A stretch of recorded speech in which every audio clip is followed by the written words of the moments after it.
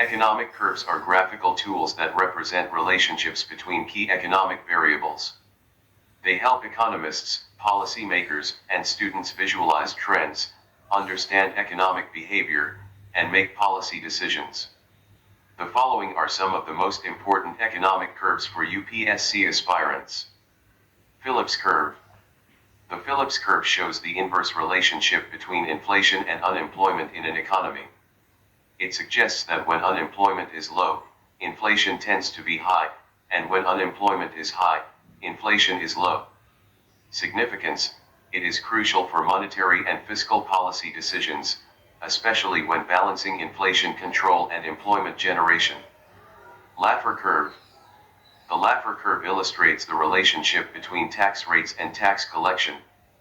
It shows that starting from a 0% tax rate, increasing taxes raises revenue, but beyond a certain point, higher tax rates discourage work, investment, and production, leading to lower revenue.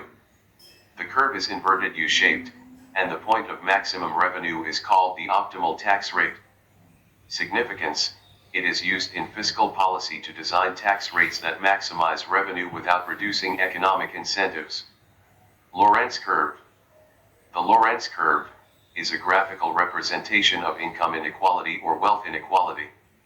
It plots the cumulative percentage of total income received by the cumulative percentage of population, starting from the poorest to the richest. The line of equality is a 45-degree line indicating perfect equality. The further the Lorenz curve bends away from this line, the greater the inequality.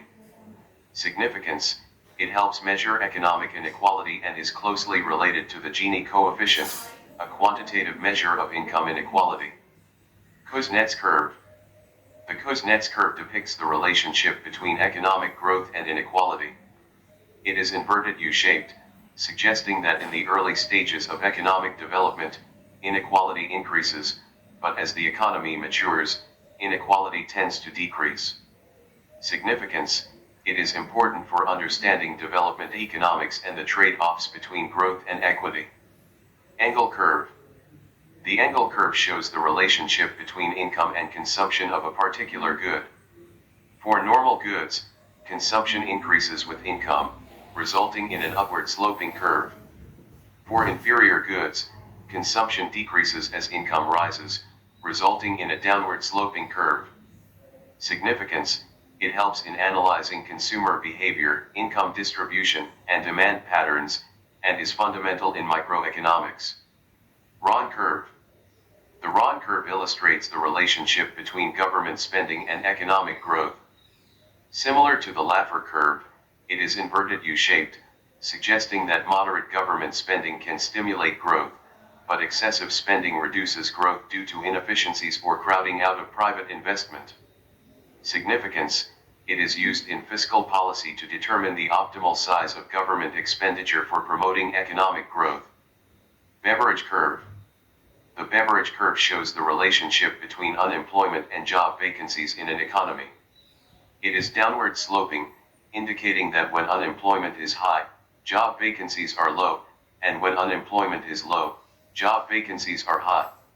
Shifts in the curve can indicate structural changes in the labor market, such as mismatches between skills and jobs. Significance: it helps in analyzing labor market efficiency, unemployment types, frictional, structural, and the effectiveness of employment policies. J-curve. The J-curve is used in international trade to illustrate the effect of currency depreciation on a country's trade balance. Initially, a currency devaluation worsens the trade balance due to higher import costs.